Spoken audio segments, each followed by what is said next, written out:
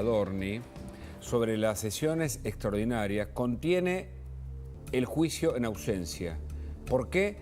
Porque se va a juzgar a los responsables del atentado a la AMIA, personas que ejecutaron un acto terrorista en la Argentina.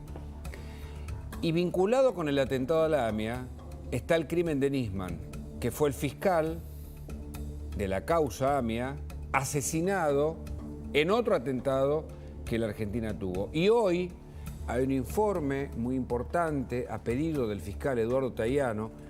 El fiscal Eduardo Tayano es un fiscal de bajo perfil, pero es un investigador que avanza paso a paso. Y el informe de hoy ratifica aquel primer informe de la Gendarmería que demostraba que Nisman fue asesinado. Se terminó la discusión. Vamos ahora con Miguel Ángel Toma. Conoce muchísimo de estos temas, porque además estuvo a cargo de la CIDE, y por eso queremos conversar con él. ¿Qué tal, Toma? Gracias por este contacto. ¿Cómo le va? ¿Qué tal? Buenas tardes. ¿Cómo están ustedes? Bueno, cada vez más impactado por algo que era un secreto a voces, no sé si vale la expresión, pero una verdad oculta por ahora, ocultada, ¿no? Premeditadamente oculta.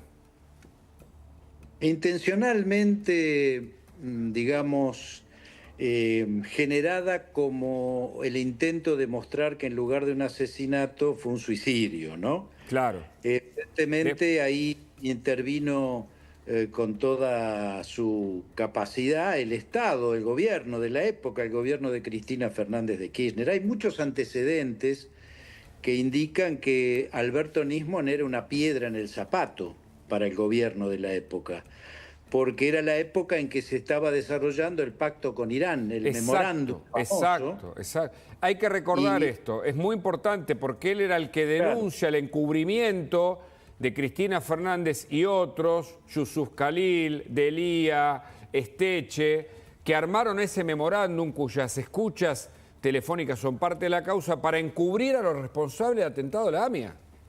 Tal cual.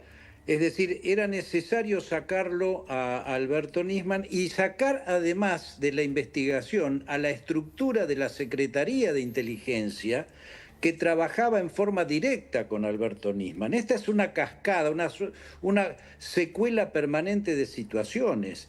Previo al asesinato de Alberto Nisman se produce una purga muy fuerte en la Secretaría de Inteligencia, donde echan a todos los agentes que colaboraban directamente con Nisman en la investigación. Es decir, hubo una secuencia donde primero hubo que sacar a todos aquellos que operaban investigando y apoyando a Nisman en la investigación. Esa fue la purga que se hizo en la Secretaría de Inteligencia, echando a los mejores cuadros en cabeza de Jaime Estiuso, ¿sí? Obviamente esto culminaba con sacar a Nisman de la investigación. Nisman había tenido ya un anticipo de esto. Él me lo cuenta personalmente, me lo encuentro un día en Palmas del Pilar, en el shopping, y me dice, mirá lo que me pasó. Me acaba de llamar quien era en aquel momento el secretario general de la presidencia, Zanini, concretamente. Que fue procurador, fue procurador de la Argentina. Exactamente. Es decir, abogado de la Procuración. Procurador en el gobierno de Alberto Fernández. Exacto. Era en aquel momento, creo que era el secretario general. Pero bien, ¿qué le dice a Nisman? Deja de investigar a Hezbollah y a Irán en el caso AMIA. Perdón, quiero hacer un paréntesis porque yo creo que vale la pena explicar esto.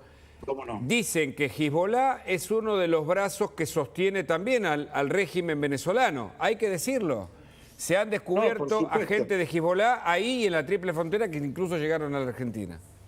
Bueno, queda claro en el informe que hacemos en el año 2002, sobre el que se basa Nisman para continuar la investigación, que el inmolado Hussein Ibrahim Berro, el inmolado en el atentado a la AMIA, ingresa a la Argentina por Ciudad del Este, es decir, por la triple frontera. Pero bueno, volviendo al tema Nisman, le dicen que deje de investigar Hezbollah e Irán y se dedica a la pista siria. Un absurdo total, ya descartado en su momento. ¿Por qué era esto? Y porque había avanzado desde el 2010 en adelante, ustedes recordarán, el canciller Timmermans y el canciller iraní en el avanzado de este memorándum. Claro. Obviamente, cuando Nisman se niega a dejar de investigar y la estructura de inteligencia sigue apoyando a Nisman, había que eliminar a los dos. La purga primero y después el asesinato de Nisman. A ver, hay una serie de elementos que ratifican y que el fiscal Tayano lo ha puesto permanentemente en blanco y negro, es decir, lo ha puesto con los elementos probatorios que indican que esto no fue un suicidio, como intentó el gobierno, sino un asesinato, un magnífico. Y después hay que seguir la pista, y por eso yo destacaba el trabajo de un fiscal como Eduardo Tayano. Hay que seguir la pista de los custodios, obviamente estaban imputados, de los llamados telefónicos. Aparece Bernie Lamira con muchos llamados con Cristina Fernández de Kirchner y otros, y la manada de elefantes que pisotea esa escena que yo recuerdo perfectamente. Incluso todos los dispositivos electrónicos, si había deseo de investigar, si hubiera cerrado ese departamento, no salía nada de ahí y claro, se sabía mucha más información, pero todo se buscó disipar, me parece, ¿no? A esta altura. Claro, había que generar nada más ni nada menos que todo el contexto como para que apareciera como suicidio. Esta fue una operación perfectamente instrumentada, al punto tal que el dato central acá, Hugo, es que había que colocar una pistola que fuera trazable. Porque si supuestamente se utilizaba una pistola con la numeración borrada o que no se conocía su origen, era muy fácil sospechar que había sido plantada, como se dice en la jerga. Correcto. Ahí es donde aparece Lagomarsino. Claro. Lagomarsino sostuvo que Nisman lo había llamado a él para pedirle un arma. Después, cuando se hace todo el control telefónico, la secuencia, queda claro que es Lagomarsino el que llama a Nisman. Este es un dato central. La segunda cuestión, todas las cámaras que controlaban el acceso a la zona donde vivía Alberto Nisman se habían apagado en esas circunstancias. Los custodios estuvieron 12 horas antes de ir a buscar a Nisman, como era lógico que hubiera hecho desde un principio, cuando Nisman no respondía a los llamados. Es decir, toda esta secuela... El cambio de jueces, no nos olvidemos de eso. No hablemos de lo que fue Fein, la primera de las Fein, en chancleta, como se decía. Ahora, ¿quiénes ejecutan? Porque puede haber una autoría intelectual que puede ser descubierta, pero con su experiencia, los ejecutores pueden descubrirse en algún momento. Para usted vinieron de afuera, entraron y salieron, ¿es gente de acá?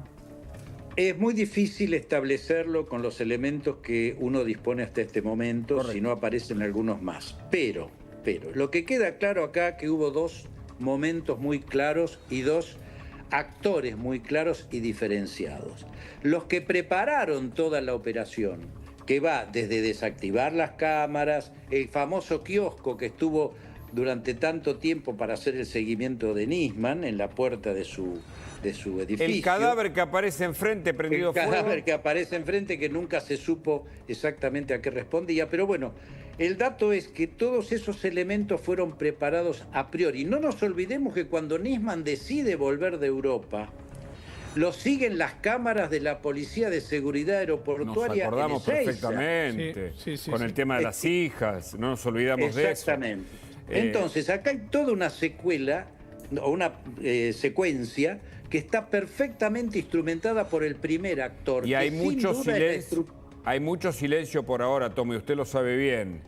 Hay muchas personas que si llegaran a hablar, me parece que conoceríamos la verdad absolutamente. Miguel, ¿cómo le va? Buenas noches, ya Levares lo saluda. Le quería hacer una consulta en referencia a esta nueva CIDE. Con este nuevo gobierno, ¿se puede motorizar o abrir la vieja investigación, iniciar una nueva? ¿Qué piensa usted?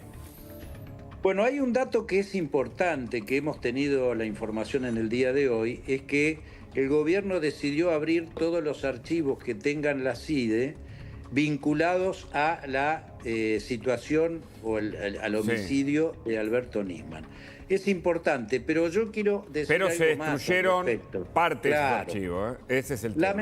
Lamentablemente, cuando Parrilli y Mena intervienen en la Secretaría de Inteligencia, hacen la purga de la que hablábamos recién, también van a varias áreas de la estructura de la Secretaría y se llevan la totalidad de los archivos que existían y que desaparecieron.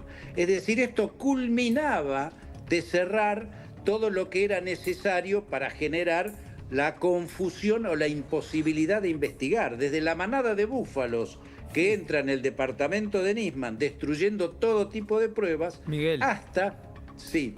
¿puede haber quedado gente de gestiones anteriores en esta nueva CIDE?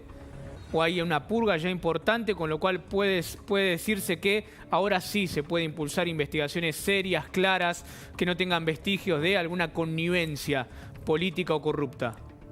A ver, yo estoy convencido que quienes participaron por parte de la Secretaría de Inteligencia en su momento han sido los responsables de este ambiental, junto con lo que era la estructura de inteligencia ilegal y paralela en cabeza de César Milani, en cabeza de Ejército.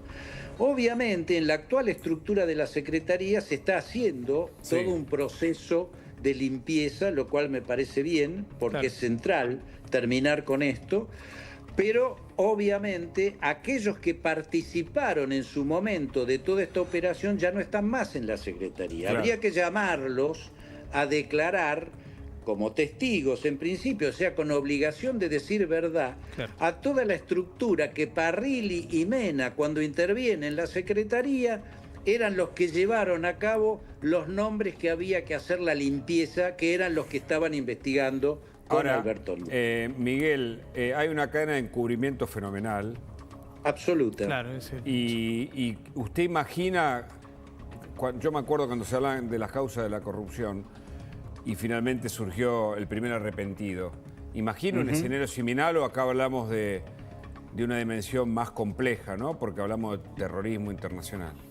Claro, estamos hablando de una cosa más compleja. Hasta ahora yo lo que he tratado de transmitirles es la primera fase o los primeros actores que armaron el ambiental previo, incluido lo de la pistola. Prepararon el terreno, como se dice. Prepararon el terreno. Ahora vamos a quienes ejecutaron.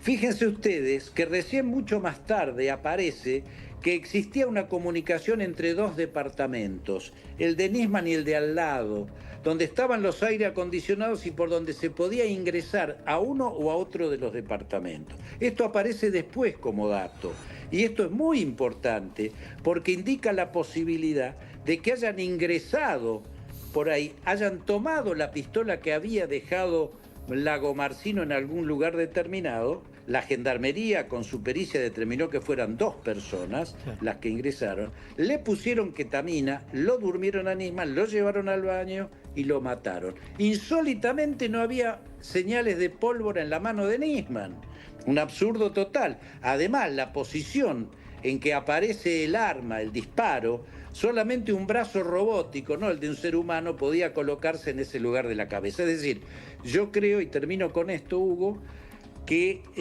el ambiental fue hecho acá, pero no descarto que la ejecución, es decir, los dos que puedan ser de algún servicio externo. Concretamente, la Guardia Revolucionaria de Irán, a través de la fuerza Al-Quds, es capaz de hacer este tipo de operaciones. Fíjense ustedes que fue precisamente la Guardia Revolucionaria, esto está en el informe del 2002, las Pashdarán, así se llaman, los que intervienen directamente en la búsqueda de los personajes de Hezbollah para actuar como inmolados. Totalmente, y no se olviden también de que cuando llega el avión famoso iraní AE-6, venezolano iraní, ustedes se acuerdan, ¿quién venía piloteando esa máquina? Un hombre perteneciente a la fuerza Al-Quds. Es decir, siguen operando, es más, y tienen capacidad. Le voy a contar algo que nunca se publicó, pero creo que lo hemos dicho nosotros. En la justicia, esto es un textual, las fuentes decían que el 99,9% de quienes vinieron ahí eran terroristas. Ese 1% de beneficio de duda hizo que fueran liberados de la Argentina. Es decir, que el escenario del terrorismo y de la ejecución con fronteras como la Argentina es ingresa y sale, ¿no? O sea, comete el acto y se va. Ojalá que algún día podamos saberlo, porque abona la impunidad que no sepamos quién mató a Nisman. A esta altura ya eso confirmado. Espero que lo que está haciendo en este momento la Secretaría de Inteligencia, dando toda información, y además la tarea del fiscal Tayano, que hay que reconocer es un hombre de una enorme capacidad de investigación, un fiscal independiente, bueno, finalmente echen luz sobre este magnicidio. Gracias, Miguel Ángel Tomás, muy amable. Un gusto, Hugo. Qué tema, ¿eh? Qué tema. Se cumplen 10 años del asesinato del fiscal Nisman, en pocos días más. Otro de los hechos que hablan de una Argentina con impunidad. Ojalá esto cambie. Hablamos de un tema